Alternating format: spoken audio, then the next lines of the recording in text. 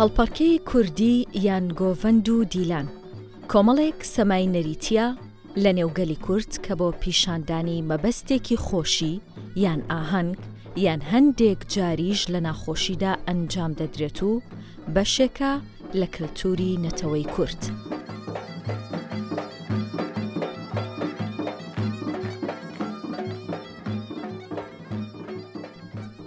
بەگشتی جۆرێکە لە سەمای بازنەیی بە تاکە کەسێک یان کۆمەڵە کەسێک ئەنجام دەدرێت. لە زۆربەی ناوچە جیاوازەکانی کوردستاندا هەیە و لە کاتی سەماکە کە بە هەڵپەڕکێ دەناسرێتەوە، مۆسیقا ژەنەکان مۆسیقا دەژەن و دەهۆڵ و زۆرنا لێدەدەن و چەند ئامێرێکی تریش بەکاردەهێنن وەک دەف بۆ پێشکەشکردن و یارمەتیدانی خەڵکەکە لە سەماکردن. زۆربەی شادیەکانی هەڵپەڕکێ لە چەند کەسێک زیاترە کە لە شاییەکاندا بەتایبەت جەژنی نەورۆز و زەماوەندە بەڕێوە دەچن. بگەڕێنەوە بۆ زۆر کۆن مرۆڤ ئەوڵەکان کە پێکەوە ڕۆیشتون بۆ ڕاو و بۆ نەچیر و شتێکیان بەدەستهێناوە، هەر ئەو کاتێککە مەسەن ورچێکیان کوشتووە یا چوزام گایەکیان کوشتووە بە دەوریدا هەڵپەڕیوە هەڵبەزیونەتەوە حتا شاید زبانیش نهات بێت، هێشتا زبان ناتوتە ئاراوە، هێشتا وشەندە دروست نەبووە، بە جەستە وشەی و شادی و خۆشی خۆیان دەربڕیوە. لەو کاتەوە ئێمە دەتوانین بڵێن هەڵپەڕکێ بووە. فەرهەنگێکی کەلتوریە کە لە باو با پیرەوە هاتووە بۆ ئێمە ماوەتەوە تا ئێستا. هەڵپەڕیون دەکۆنەوە کردویانە و لە کاتی شاییدا، لە کاتی خۆشیدا، لە کاتی ئیش و فەرماندا، لە کاتی توزانم عشق و ئەوینی دڵداریدا، لە کاتی حتا هینای ئاینەی دینی و مەزهەبیدا، ئەمانە هەمویان پێکەوە کۆبوونەوە جەستەی خۆیان بە حرەکەت داناوە و ئەوە دەگەڕێتەوە بڵێن بۆ ئەو شتێک کە لە باو با پیرماوەتەوە بۆ نەوەی داهاتووە جێلی داهاتوو تا ئێستا هاتووە پێش.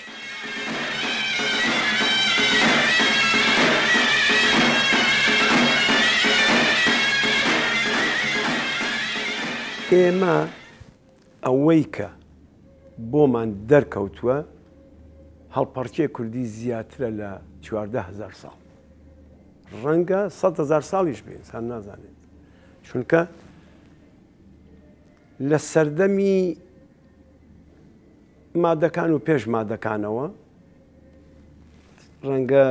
سۆمەریەکانیش ئەکەدیەکانیش شت سینە بە سینە هاتووە. ئێمە شتێکی وامان وەکو نووسراوە لێبەجێ نەماوەتەوە، ئەوەی کە هەیە تەتەڵەکانن، یانێ بەردە نووسراوەکان. ئەو بەردە نووسانە یەکێکمان هەیە لە هەمەدان کە باسی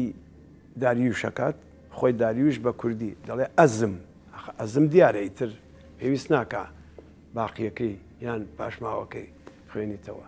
بەڵام چونکە ئەزانن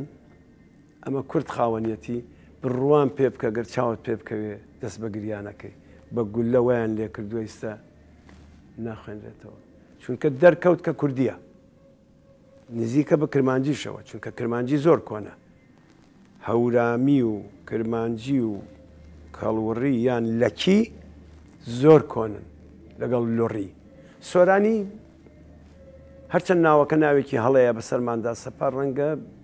200 ساڵیش نابێت. مەسعود محەممەد باسی دەکات لە سەردەمی ئۆسکارمانی ئاڵمانی کە سەردەمی مزەفەریدان شاه هاتۆتە کوردستان و تحفەی مزەفەریە نووسیوەتەوە. تەتەڵەیەک بەجێ ماوە ئێستا پێم وابێت لە موزەی تارانە لە موزەی لوریش لە فەڕەنسا هەیە. ئەو تەتەڵەیە نیشان دەدات کە کورد خاوەنی 5,000 ساڵ هەڵپەڕکێیە.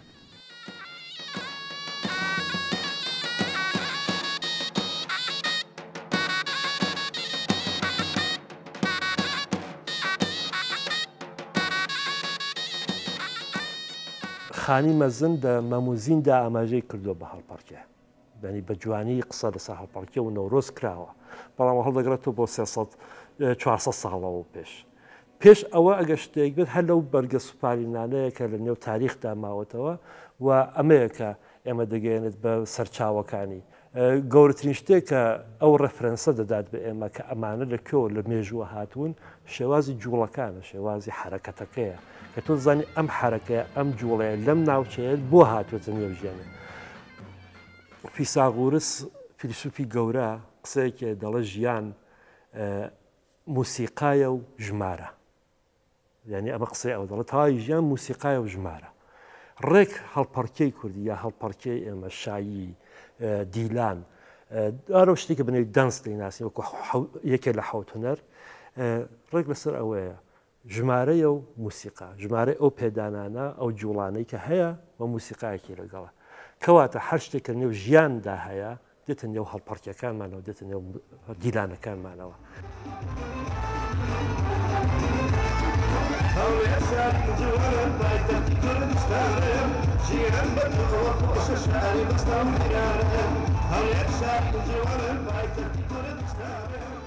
ئینسان کە لە دایک بووە بەر لەوەی کە لە دایک بێت لە ناو سکی دایکە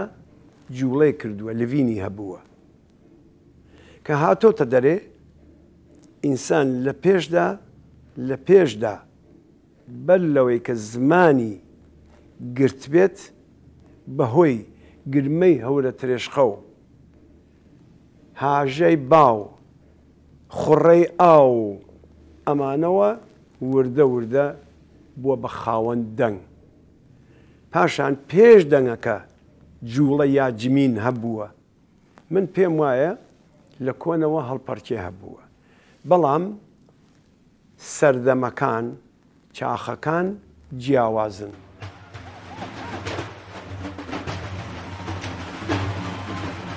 Li navçeya me wextê dawet çê dibûn cilûbergîn eger ne hemû bi Kurdî bana şel û şapek kirazfîstan poşî ew ên ên jinan nizanim hûn çi jêra dibêjin bi soranê nizanim yani ew ên ku singê xwe didin bazinin her tişt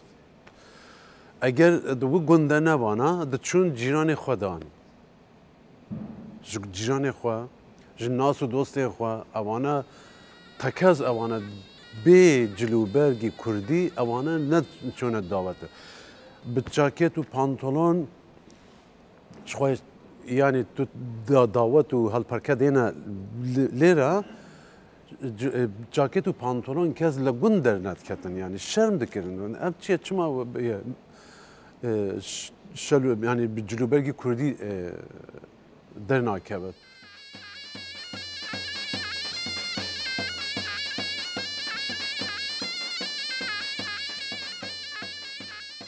یا حتا لە نێو ناوچەی مەریوانوانە بۆ مەسەن دوای شەڕ هەڵپەرکیان کردنی شەڕیان بۆ شەیدەکانیان داناوە هەڵپەرکیان کردو هەڵپەرکێکی تایبەتە پێی دەڵێن سێپەی مەریوان یا قڕە پیرەژنی ناسراوە لەبەر خاتیوەکە دوژمن شاد نەبن یا لە کاتی مەسەڵەن کە گەنم و جۆکیان پێگەیشتووە و هاتوون ئەو گەنمانیان کۆ کردوێتەوە دروێنیان کردو و کارەکانیان کردو بە دەوریدا هەڵپەڕینی کار و فەرمانە هەڵپەڕینی ئیشە یعنی لە وەختی ئیشدا بۆ دڵخۆشی خۆیان بەو کاریان کردووە زیاتری وان خۆ وەختێ شاهی چێت بوون بکو زاوا بوون لێ دەبەر پالەکردنێژە هەبوو بۆنە کشت و کاری دەلوێ دەری ئەم لە گۆری وانەجێ ئەو وەختێ بێن ڤەدانێ دێ li gorî wê karî dikirin jî yani ew tekstî wan jî hebûn û li gora lêstina wan jî hebûn.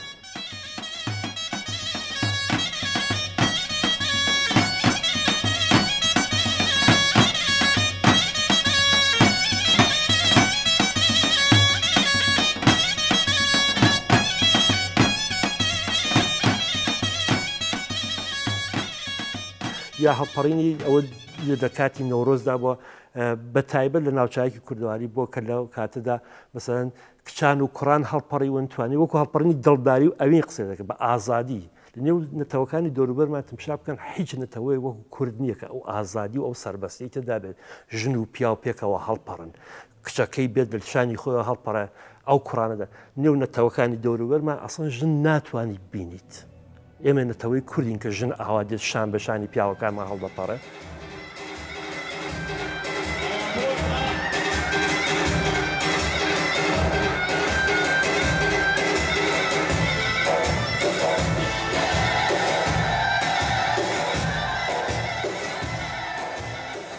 دوري جنا زور گرنگه لأنه جن بخو بهجه دیدن بهجه يعني اگر ظلام بتاني برقصن رقصي وان ساده يعني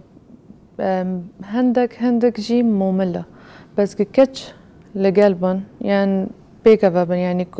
ظلام مو كتش حردك بهافرو كونن تابلوك خوش تشيكن وبنفس كاتش دوجي جن بخو رقصي وان شيرين ترى حركة شيرين تر في رودر كافي جو بيو يبردر بيو لو شيوان قرانا يعني لو شيوان مثلا راسته بس جن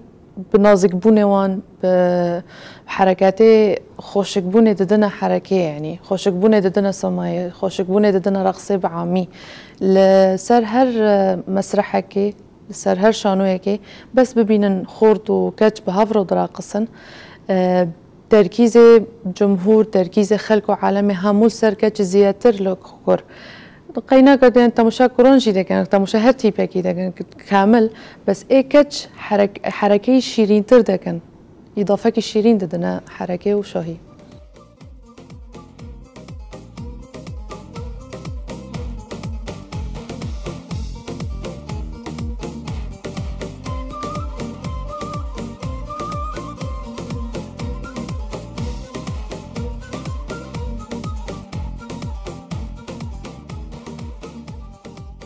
ریتم شرط نییە کە لە هەموو شوێنێکدا ئامادە بوو بێت بەڵێ ریتم لە هۆنراوەدا هەیە لە شێعردا هەیە شێعر نەک لە بەستەشدا هەیە لە جموجوڵی هەموو جموجوڵێکی ئینساندا هەیە بەڵام هەڵپەرکێ شتێکی تایبەتە هەڵپەرکێ یاسا و ڕێسای خۆی هەیە ئەگەر ریتمی نەبێ ناوی گۆڤەند یان هەڵپەرکێ یان دیلان یان شاین یان میتانی لەسەردا نەنراوە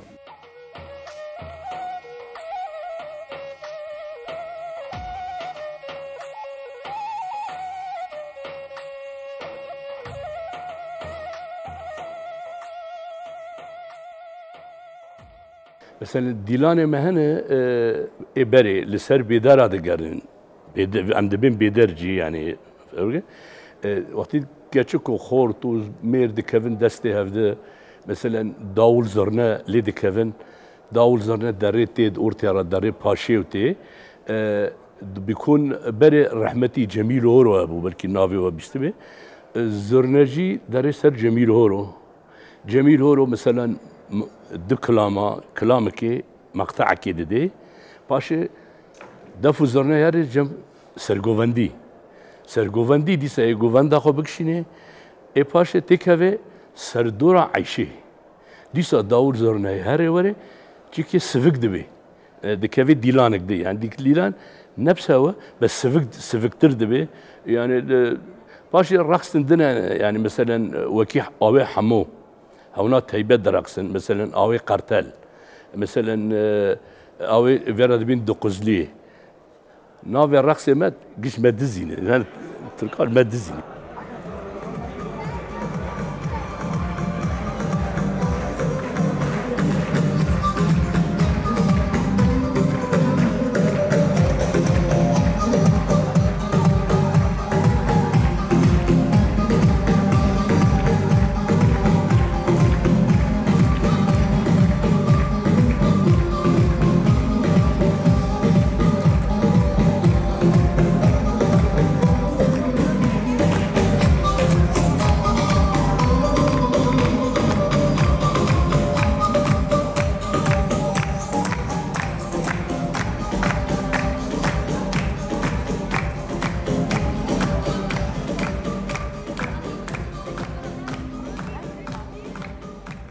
البيشتر العفرينة بون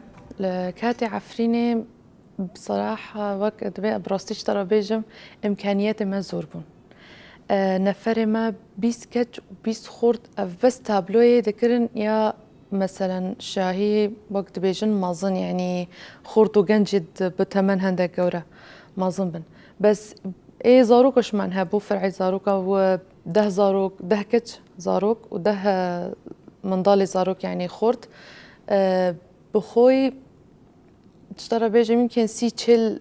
شاهي زياتر معناها اف سالانه اخیره اف تشتا خوش بوگا کردی ما همو فکریان گوری هندک کس هیا تاکو استا يعني قبول نوكن انه كتشوان بس نا زياتريان قبول دكن زياتريان حزيان لنهاية ما تيبي خومان تيبي ارمان جعفرين بخوي ام هول ددن محاولة دكن بخوي همو عائلنا بخوي عائلة زور من هيا بس وكو عائلة ديجن يعني دو برانا زي برانا خوشكن بيكافانا وكو عائلة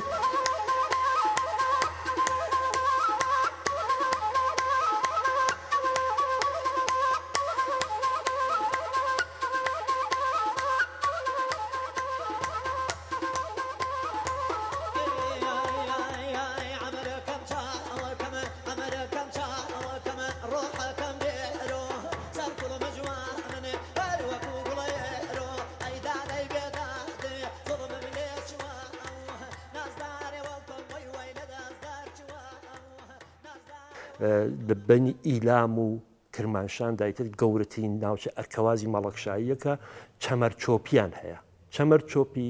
مەراسمێکە یعنی تایبەت بە کاتی مەرگە لە کاتی مەرگدا دەکرا عینی زەماوەنە بەڵام بپێچەوانەوە. ئێمە زەماوەن کاتێکە کە هاوسەرگیری دەبێت کچێک و کوڕێک دایانەوێت پێکەوە هاوسەرگیری بکەن خەڵکێکی زۆر داوت دەکەن بۆ ئەو هاوسەرگیری خۆیان بۆ ئەو زەماوەنەی خۆیان کۆ دەبنەوە شایی دەکەن و هەڵپەڕکێ دەکەن. الآن لە کاتێکدا کە کەسێکی تایبەت سەرۆک هۆزێک مەسەڵەن کەسێکی گەورە لە ناوچەیەکدا مردووە و کەسێکی باش بووە خەڵک خۆشیان بیستووە چەمەری بۆ دەگرن. ئەویش هەر وەکو ڕێک زەمان وایە یعنی ڕۆژێکی تایبەتی بۆ دادەنێن و خەڵک داوت دەکرێت نە ئەوەکە هەر کەسە پێی خۆش بە هەستە بێتاوێ و ئەوان ئەو مەراسمی چەمەرچۆپیە بەڕێوە دەبن کە لەوێشدا هەر ئەو شتانەی کە نێو هەڵپەڕکی و زەمان ینی ساز و دهۆڵمان هەیە کتن و گۆرانیمان هەیە بەنێوی ڕۆڕۆ و ڕاڕاکەر یا ئیشبێژ باشە ینی قسە دەکەن لەسەر چاکی ئەو کەسەی کە مردووە ڕۆڕۆکەرەکان ڕاڕای بۆ دەکەن. دوایەوە جەماعەتیش پێکەوە دەستیان گرتووە جوڵەیەکی زۆر نەرمیانەیە هەر لە کاتی ئەو ڕاڕاکردنا نیشانی دەدەن کە ئێمە بە چەمەر دێناسن بەڵام بە چەمەرچۆپی نووسراوە. ئەلئان لە ناوچەی ڕۆژهەڵاتدا هەرماوەتەوە و بە خۆشبەختانەوە خەڵکەکە بخۆیان ئەویان ڕاگرت ئەو شتانیان ڕاگرتووە.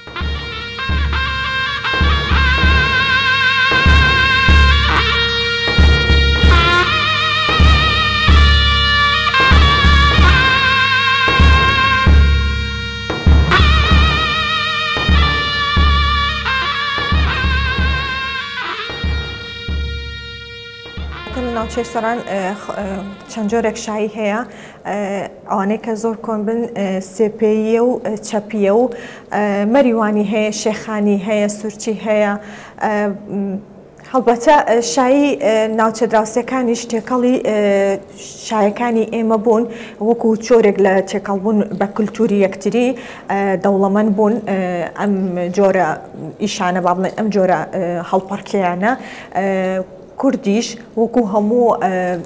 میلەتێکی تر خاوەنی کولتور و خاوەنی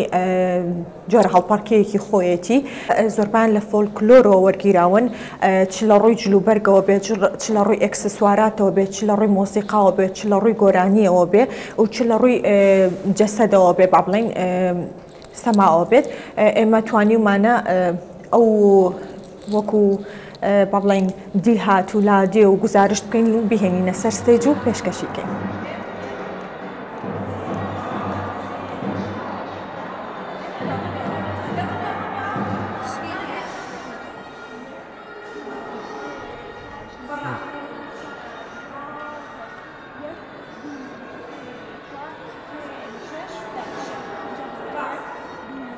Strana Şamiran folklora Kurdî de kontrin kevintrin strana wekû belgeyê stran û çand folklora Kurdî ye. Di zamanê Urartuyan da ji beriya zayînê 1800 sal beriya zayînê di zamanê Urartuyan da Şamiran Semîramîs hebû li şarê wan. من هشت واریانت ورسیونی سترانین هلپرکی شامیرانی دزانم. لی فگوری هری کون و اورجینال و رسن لناوچه ایما گویان ده پاراستن چونکو وکی شپولی آو تی هل پارکی کردن او شپول لگولی وانیه او همان تشته وقتی او قنال آب هذا لوانه هیچ نه قنال شامیران هيا لجركه كي نافشي لجركه كي شاري وان محلكها جيرد بيجن تاخ شامیران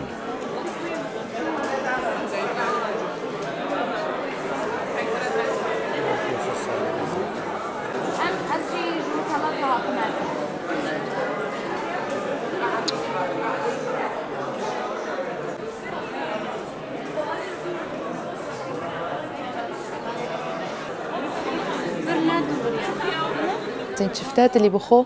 اساسي رقصي عفرينيه شفتات اللي كافنترين رقصي كافنترين سمايا دنوف عفرين دو جل كما مودرنيا چونكه اما فلكلور اما عفرينه تايبه تبع عفرينه اف تشتا مميزات دا فجرا د بيجن سجيف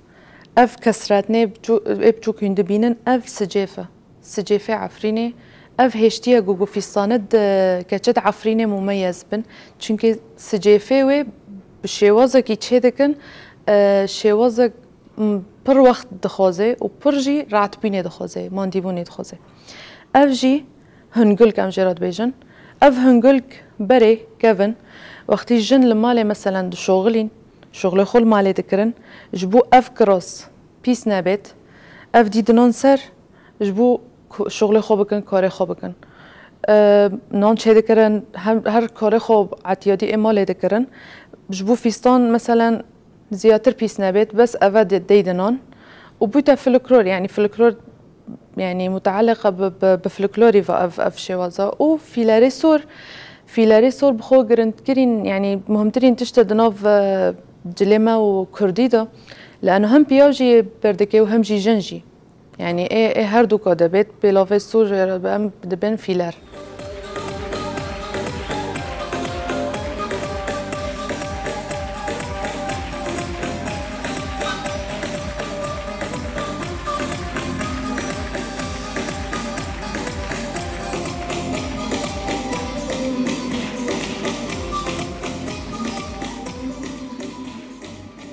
للريتم كان دا زين ريتمي دوچوارا ريتمي ششهشتا شادا ريتم كان يعني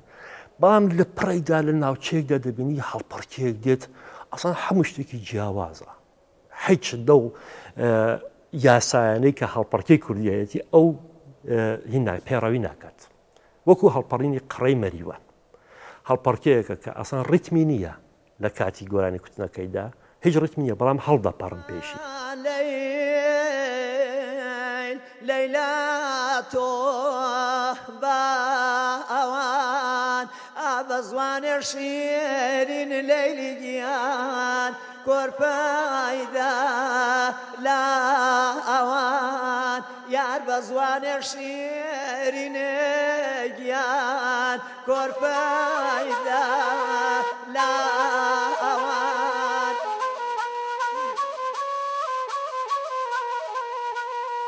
بەڵام هەڵپەرکەیەکیشمان هەیە وەکو هەڵپەرکەکانی باکوور باش ینی شێخانی لە باکووردا یا ورمێ ئەکمەلی لە ورمێدا ئەوەندە شادە تۆ نازانی هەر ئەوەی ئێستا خەریب لایەن دەدا لە دەرەوە دەنگەکەیتان بیست ینی ئەوەندە شادە ڕیتمەکەی بنیادم هەر ناتوانێت ڕاوەستە بەڕاستی ئەوەش دیسانەکە ناتوانم دەتوانین وەکو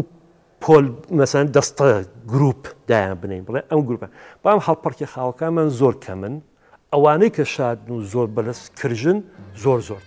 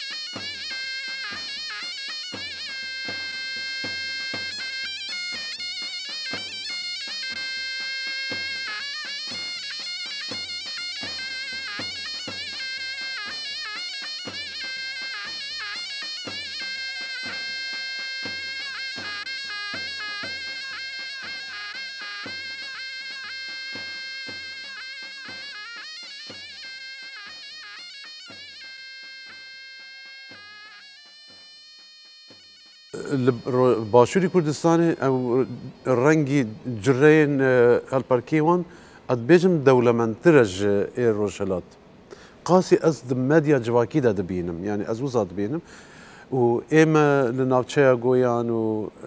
شرنخ و حتی هکاری جول امریک اوانا جریوان دولمنترن لئیم باکوری کردستانی اوانا چونکه اوان چما دولمنترن او چند هنر خالوی داره زیادتر هاتیه پاراستن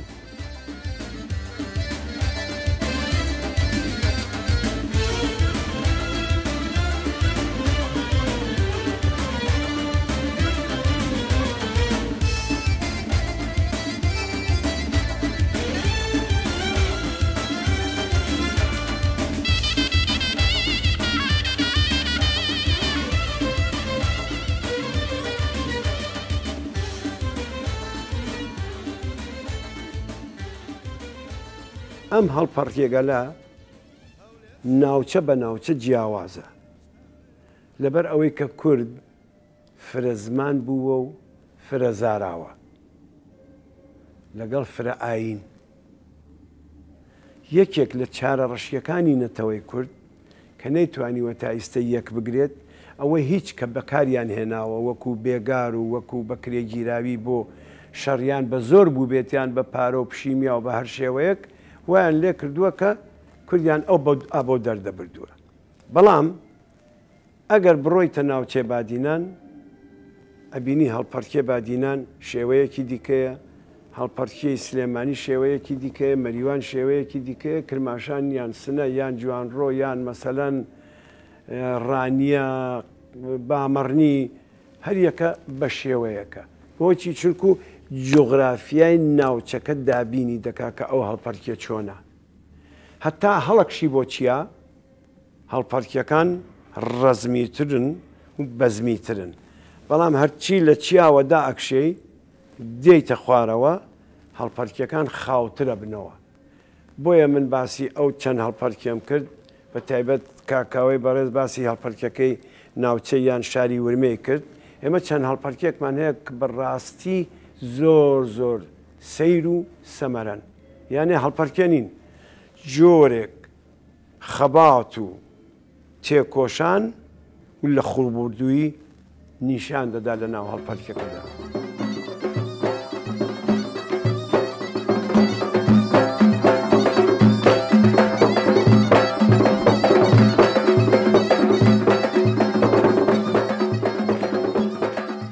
هەڵپەرکێی کوردی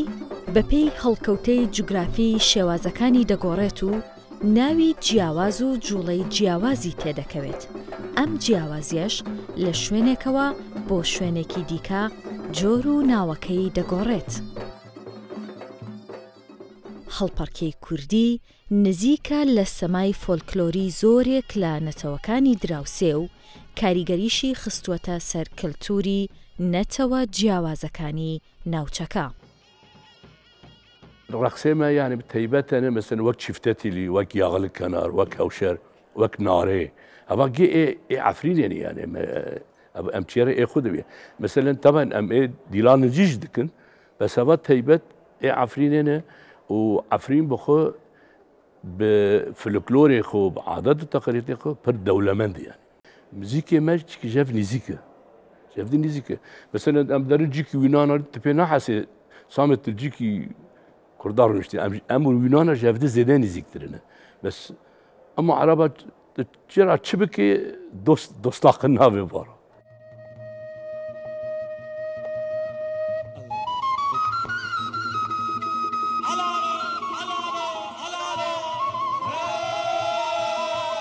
دیلانێکە مە هەیە وێرا دەمێ ڕەخسا چوبەنێ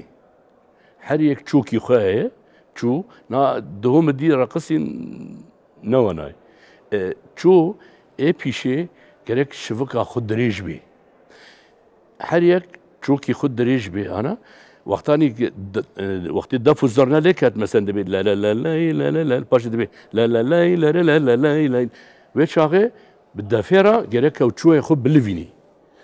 چەپ لێخێ ڕاست لێخێ هەو ڕەقسا چ تەمسیل لکێ هەو ڕەقسێ مەرێ ژیهاتی ومريت تنبل تمثيلكي لانه هو شويه خدينا شبكه الفركبه شويه خدينا الفيجي تشيكبي وقتاني هوجي اللي دخي انا دكي ودبكي بدور زرنرا وقتا قانا كر او شويه خدينا الشبكه السريوي كبي يعني الرقص هنا بالفعل يعني جمع مثلا رقصة ناري الناري كلما ناري لقدرة هي بس إما فلكلوري خواه هي الرقصة خواه يعني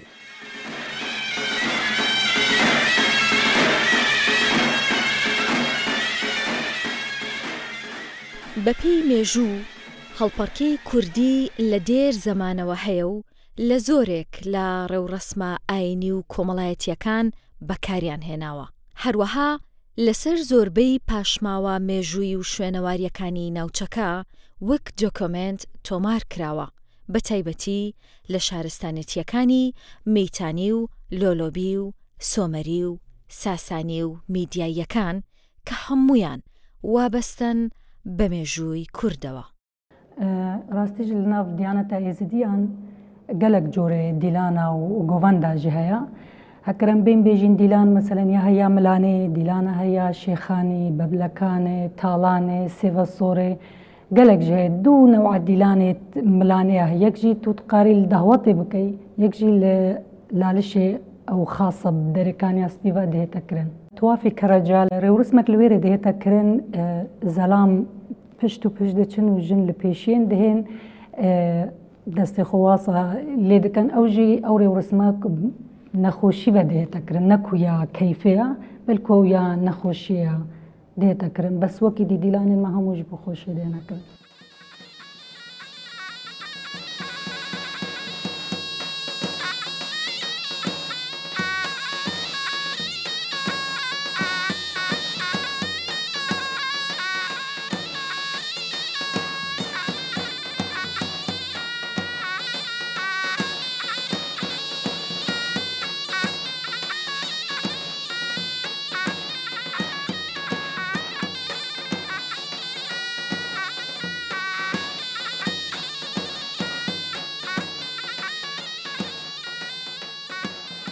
ئێمە ڕقس بە چەند شێواز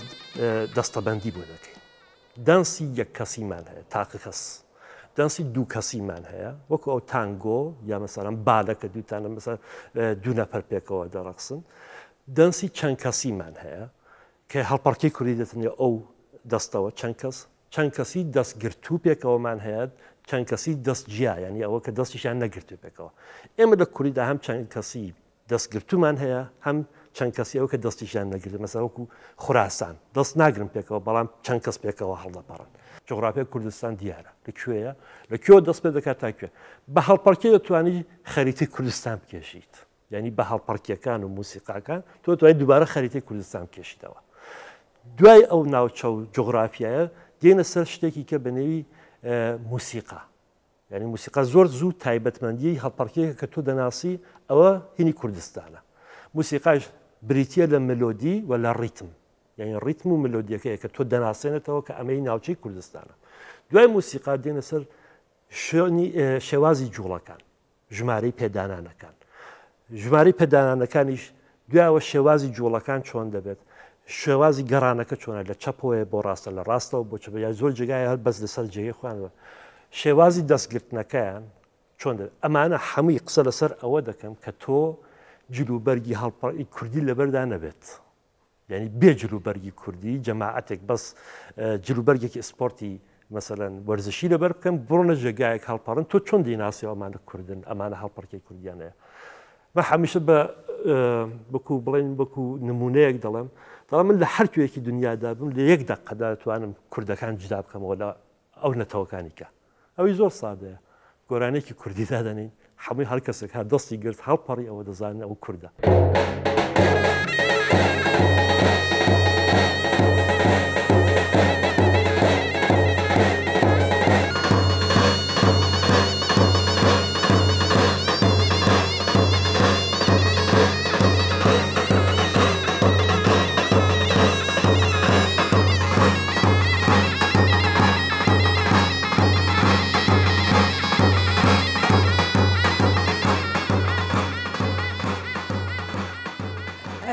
هەڵبەتە بای ئەوەنە ئێمە توانیمانە پیشانی بین کە ئەمە شعبێ شانازی پێوە بکەین ئەمە کللتورێکی ئێمە نابێت ئەسڵ خۆمان بێشتێتوانێ هەر وڵاتە کللتوری خۆی هەیە یەکشت هەیە ئێمە کە زۆر جار داوەتی دەرەوەی وڵاتەکرێن کە ئەبینین سیرەکەی کللتوری وڵاتەکانی تر زۆر نزیکە لێکەوە بەڵام کە ئیشەکانی ئێمە ئەبینە هەم لە ڕووی وەکوتم ئەکسسوارات و جلو بەرگ و مۆسیقا و گۆرانی و سەماوە ئەمە نەمعجیبی ئیشەکانمان ئەوەنە سەرنجڕاکێشە ئیشەکانمان ئەوەنە جوانە بەلایەنەوە یعنی هەمویانە حەبەسێن ئەو جۆش و خۆڕۆشەی لە دەرەوە ئەیبینین لە ناو کوردەکەی خۆمانە نایبینین بەداخەوە هەڵپارکێ زمانی جەستەیە مۆسیقایە گۆرانیە جلوبەرگە ئەکسسواراتە نمایشێکی زۆر جوانە.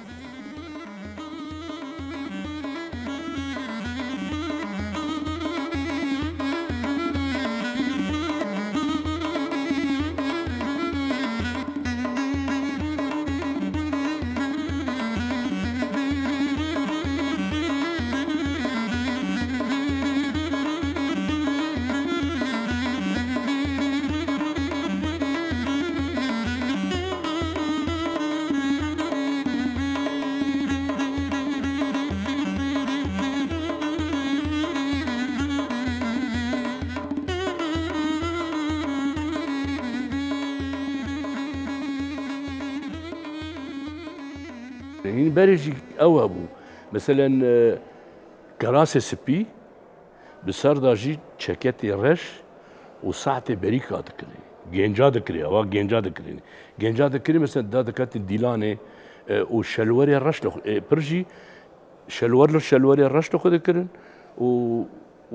چەکەتێ سپی و شەلوەرێ سپیش لە خۆ دەکردن مەسەن شەلوەر جەمە بسێ نوعانە شلوره دردنگ فره شلوره بزنجير شلوره بمعرك هذا كبه يعني تشتن جامع يعني العفرينه هنا تشتن بالفعل يعني تبيده حسي يعني هنا هو تشتام ماهي الجامع ام بيراكو والزلامه بهفره درقسن نال برشي هيد دعوته خدك دبي بيرا غريك تنيرونن زلام ترنا ايما ام عفريني جرم اوانكري جلي خو باشقانه جلي كچكا باشقانه جلي بيركب عمر بري كوفه ابو كوفه زي وكلاح ابو كلاحي مرجي ابو كلاحي كلاف ابو اي مور الشاشكا زرد هادوري و اي كلاحجي يصير دان سريخو او وك شعرات دوري بس هوا زراب ونبع بو يعني نوق بيبو او خوك تشتقى دوا مثلا في جلي من خوكرنا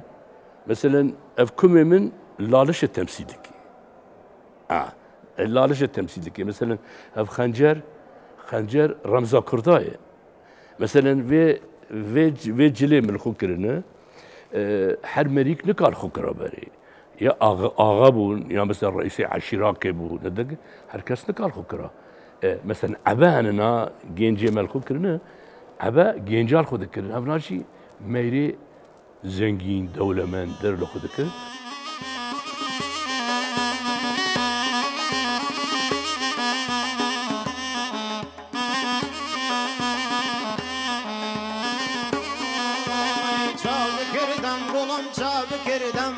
چاب کردم گلم چاب کردم ماچی کنو تازه بکردم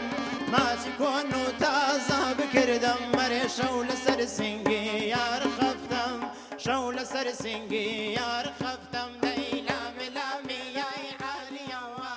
لام لامی لە ناوچەی هەورامان ئەوە زۆر سادە دەمەوێت کە بۆ بینەری شەڵاکە بینەرێکە ئەمە شتە دەبینێت جوان بە سادی بدە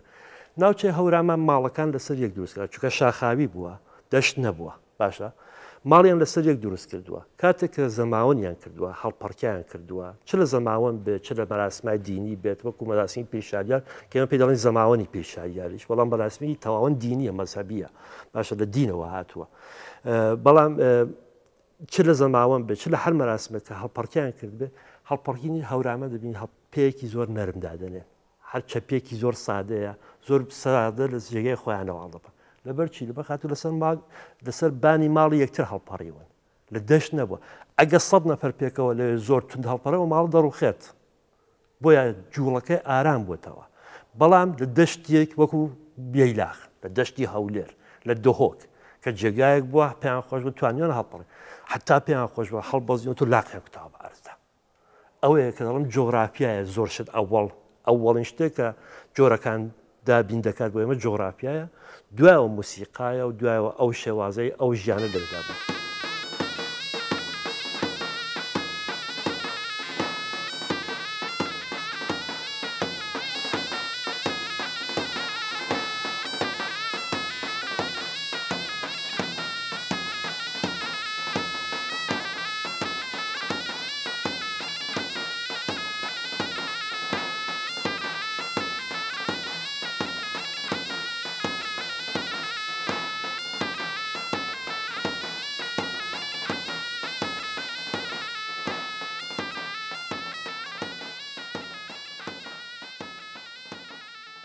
يعني ڕحی نەتەوایەتی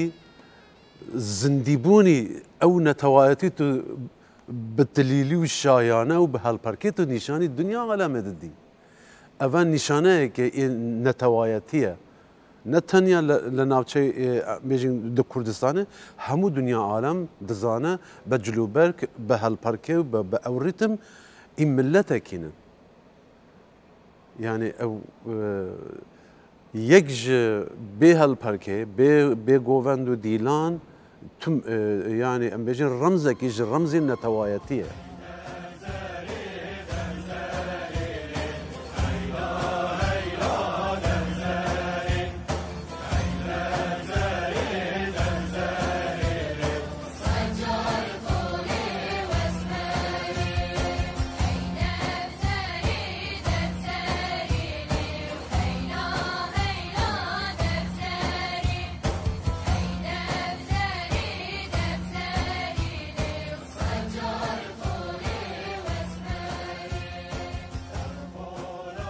من پێم وا بێ سەما لەگەڵ هەڵپەرکێ جیاوازە ڕاستە سەماش هەڵپەرکێیە بەڵام سەما واتایەکی ئاینی دەبەخشێت سەما هەڵپەرکێی خانەقاکانی قادری